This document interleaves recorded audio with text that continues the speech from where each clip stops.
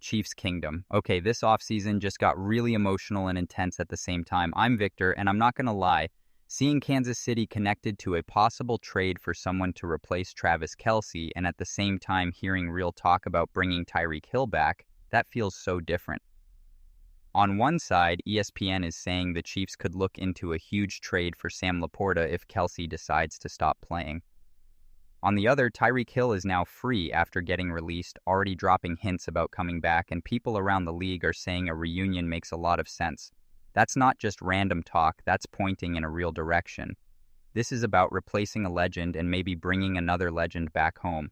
Before we get into it, if you're all about Chiefs stuff and you care where this team is going, help us reach 1,600 subscribers. We're building this community the right way. All right. Let's talk about what this really means for Kansas City. If you've been following this team like I have, you know this isn't just some random trade rumor in February.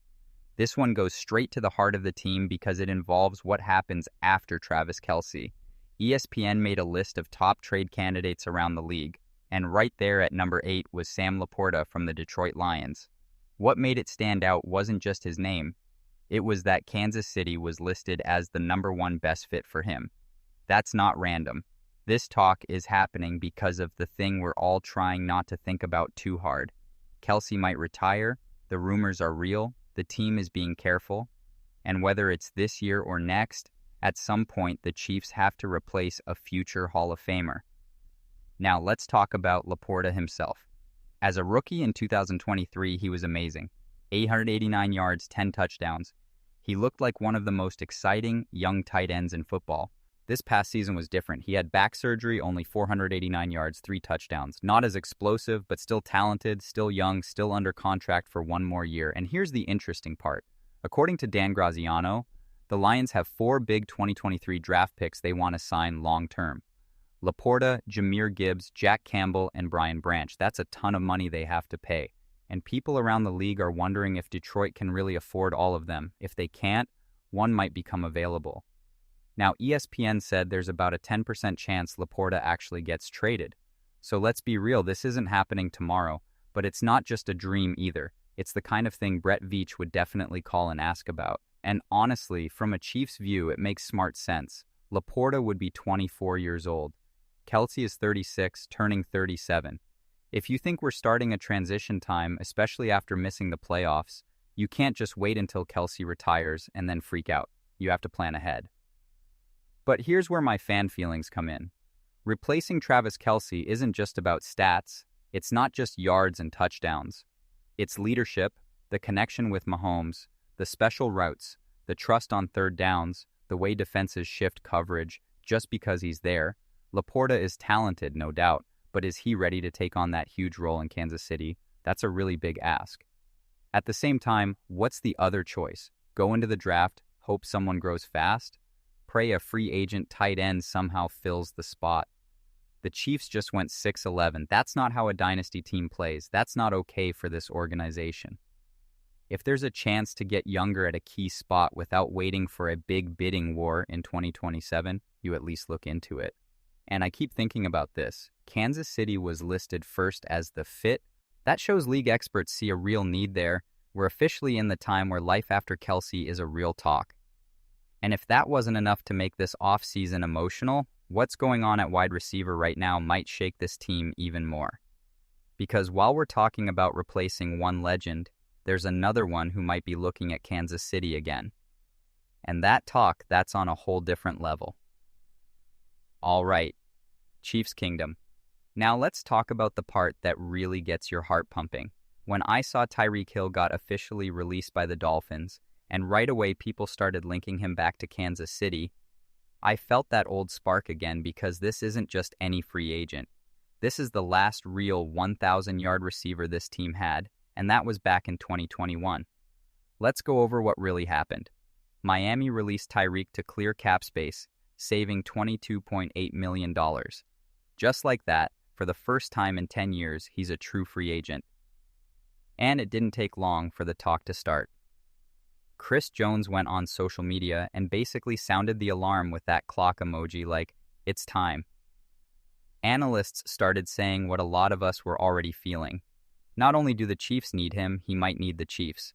Louis Riddick said it straight on ESPN. Not only do they need him, he needs them. And that's what makes this feel real. Tyreek turns 32 next month. He's coming off knee surgery, a dislocated knee, torn ACL, a serious injury. We don't know if he'll be ready for week 1. That's the big risk. That's the thing everyone sees. But even before the injury last season, he was still getting over half of Miami's passing yards. The speed is still there. The deep threat is still scary. And let's be honest, since we traded him in 2022, the offense hasn't felt the same. Yes, we've had some good plays. Yes, Rashee Rice has shown flashes. Xavier Worthy has speed I can't teach. But the steady deep fear, the way defenses have to shift before the snap, that's been missing. And when you look at the current receivers, Rice Worthy, Jalen Royals, Justin Ross, McCole Hardman, there's talent, but there's no proven top guy who changes the whole field every play. That's what Tyreek was. Now, money-wise, this doesn't have to be wild. The report even said the Chiefs could do something like the Juju Smith-Schuster deal from 2022. A one-year contract with lots of incentives, low risk long-term, big upside. Let Tyreek prove he's healthy, boost the offense. Then look at it again next off-season. And here's what makes this emotional for fans like us. The reunion isn't just about football. It's Mahomes, it's Reed. It's maybe Kelsey if he stays. It's the group that made the dynasty years. Tyrann Mathieu even said it. If Tyreek wants to get back to being himself, find a quarterback and system that loves what he brings. There's no better place than Kansas City for that. But let me keep it real with you, Chiefs Kingdom. This can't just be about old memories. We can't sign Tyreek just because it feels nice. This has to be about whether he can still stretch the field, whether the knee stays strong, whether he can give you 12 to 14 games of real impact. If he's 80% of his best self, that's still better than most receivers out there. But if the speed is gone, then you're putting more heart into it than smart planning. At the same time, we just went 6-11. The offense hasn't had a 1,000-yard receiver since Tyreek left. Mahomes is coming off the biggest injury of his career. This isn't the time to sit back and hope young guys fix everything alone. Adding Tyreek would change how defenses play right away again. Now, here's where it gets even bigger. When you look at both stories together, the possible move for Sam LaPorta as a long-term tight end fix and he chance to bring Tyreek Hill back for a short-term receiver boost, you see something clear. The Chiefs aren't just waiting around. This front office knows we're at a big turning point. Kelsey might be close to the end. The receiver group needs energy. Mahomes is recovering. Missing the playoffs isn't okay here. So what do? You look at bold moves. One is about the future. The other is about lighting up the present. To me, this feels strong and smart, not desperate. It tells me Brett Veach and Andy Reid know the AFC is super close. You reload now or you fall further back. And as a fan, I'd rather see them go aggressive. If we're moving from one era, let's do it the right way. Plan for life after Kelsey. Give Mahomes real weapons again. Stop acting like young guys growing up alone will bring the offense back to being the best. Chiefs Kingdom, this offseason isn't quiet, it's huge. And whether it's replacing a legend or reuniting with one, this feels like the kind of moment that shapes the next chapter of Kansas City football.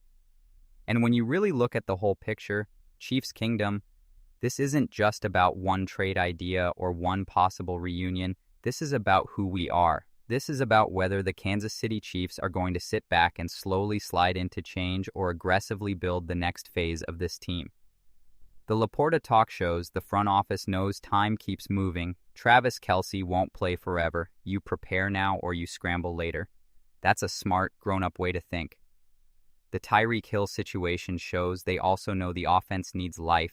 It needs speed, it needs fear, it needs something that brings the energy back to Arrowhead. Put both together and you see a team that knows last season wasn't good enough, a team that knows Mahomes can't do everything alone, especially after injury, a team that won't accept average as the new standard. To me, this feels strong and on purpose, not wild, not desperate, intentional. And as a fan, that gives me hope because if we're going to move past the Kelsey era, let's do it with courage. If we're going to reload around Mahomes, let's really reload, not just hope. Chiefs Kingdom, this offseason matters. These choices matter, and the path they pick is going to shape the next 5 years of Kansas City football. Now, I want to hear from you. Would you trade for LaPorta? Would you bring Tyreek back on a one-year deal? Or do you think we should stay young and build through the draft? Drop your thoughts in the comments. Let's talk about it like real fans. And if you're enjoying this kind of real breakdown, real talk, no crazy hot takes, help us get to 600 subscribers. We're building something strong here.